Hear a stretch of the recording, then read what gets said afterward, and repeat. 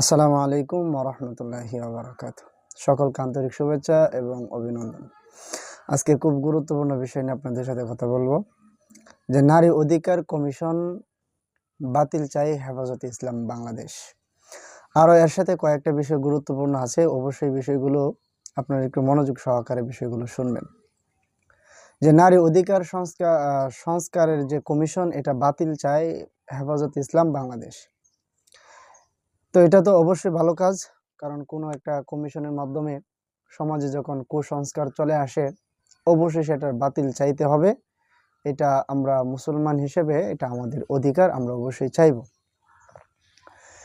এখন আমার যে মূল বিষয়গুলো যেটা নিয়ে আমরা অবশ্যই কথা বলবো, বিষয়গুলো হলো যে আলেম সমাজ কেন রাষ্ট্র ক্ষমতায় যাইতে চায় না, আলেম সমাজ কেন রাষ্ট্র চালনার দায়িত্ব নিতে চায় না, বা আলেম সমাজ কেন তাদের সর্বোচ্চ সনদের ভ্যালু নিয়ে রাষ্ট্রের বিভিন্ন কর্মসংস্থান যেগুলো আছে এগুলোর মধ্যে কেন তারা যাইতে চায় না। আলেম সমাজ যেটা মনে করে যে সরকারের অধীনে কোনো কাজ করলে তারা হয়তোবা সরকারের কাছে কোনো ক্ষেত্রে হয়তোবা তারা বাধ্যবাধকতার শিকার হইতে পারে। তো এই জায়গায় কথা হলো যে সরকার যদি ভালো হয়, সরকার যদি আলেম সমাজের মধ্য থেকে হয়, তাহলে তো কুসংস্কারে বা নাজায়েজ কোনো কাজের ক্ষেত্রে তাদেরকে বাধ্যবাধকতার আওতায় আনা এটা হতো না। তারপরেও কেন আলেম সমাজ রাষ্ট্র চালনার দায়িত্বে যাইতে চায় না, বা তারা কেন সনদের ভ্যালু নিতে চায় না? না চাওয়ার কারণেই মূলত আজকে এই যে বিভিন্ন কমিশন হয় বা বিভিন্ন সংস্থা থেকে যে বিভিন্ন উদ্যোগ নেওয়া হয় এগুলো ইসলাম বিরোধী হয়ে যায়, বা আমরা একটা মুসলিম কান্ট্রি হিসেবে যেগুলো আমাদের জন্য কাম্য না ওই বিষয়গুলো আমাদের জন্য চলে আসে। এখন যদি আলেমদের মধ্য থেকে অথবা যারা মুসলিম কমিউনিটির মধ্য থেকে যারা ভালো, তারা যদি দায়িত্বে থাকতেন তাহলে হয়তো আমরা আশাবাদী ছিলাম যে এই কাজগুলো হতো না সকলেই মিলে। এখন অনেকেই হয়তোবা এই প্রশ্নগুলো করতে পারেন যে রাষ্ট্র ক্ষমতায় যাইতে হলে তো অবশ্যই নির্বাচনের মাধ্যমে, গণতন্ত্রের মাধ্যমে যেতে হবে। আসলে এই বিষয়টাও এখন ভুল। বিশেষ করে আমাদের বাংলাদেশে এখন যে সরকার, এই সরকার কিন্তু কোনোভাবেই এই সরকার জনগণের ভোটের মাধ্যমে নির্বাচিত না, বরং জনগণ তাদেরকে স্বেচ্ছায় বসাইছেন, তাদের প্রতি জনগণের আস্থা আছে।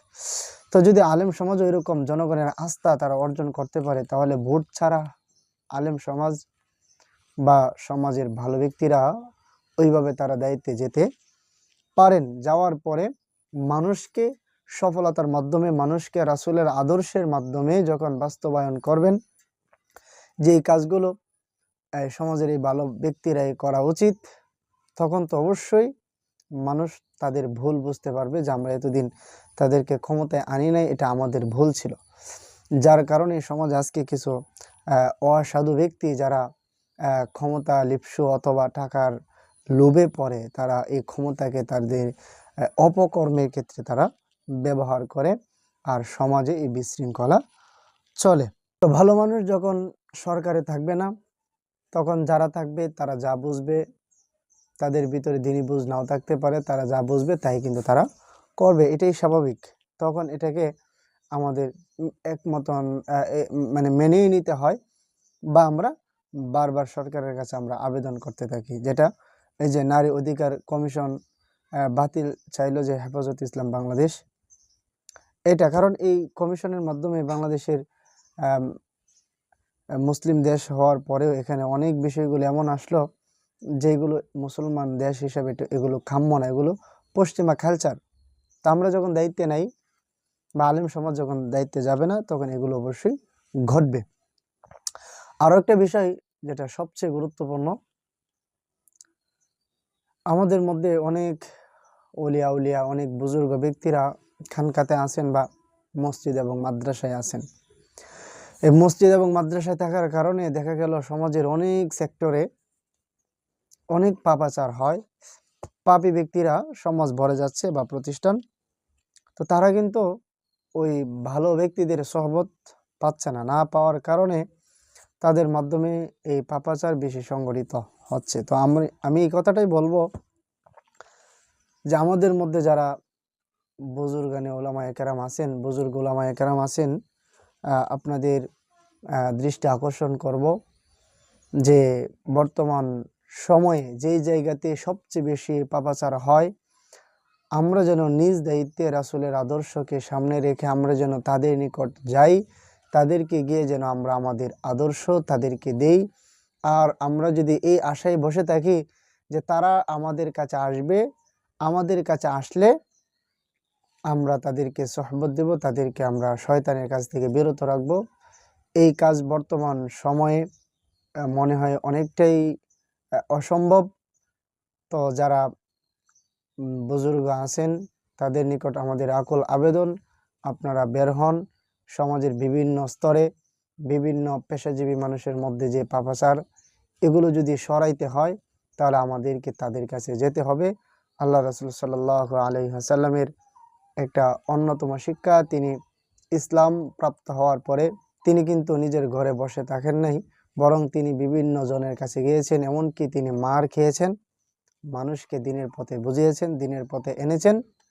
আইয়ামে জাহিলিয়াতকে তিনি আলুর এক জমানায় পরিবর্তন করেছিলেন। তো আমরা যারা এখন বিভিন্ন খানকাতে বা বিভিন্ন মসজিদ মাদ্রাসাতে বসে আছে, আমাদের মনে হয় এখন এই জায়গাগুলো থেকে দিনের মধ্যে কোনো একটা পাঠে আমাদের বের হওয়া উচিত, যেন মানুষগুলো আমাদের সহবত পায়, এই বুজুর্গ ওলামায়ে কেরামের পদচারণায় যেন তারাও ধন্য হইতে পারে।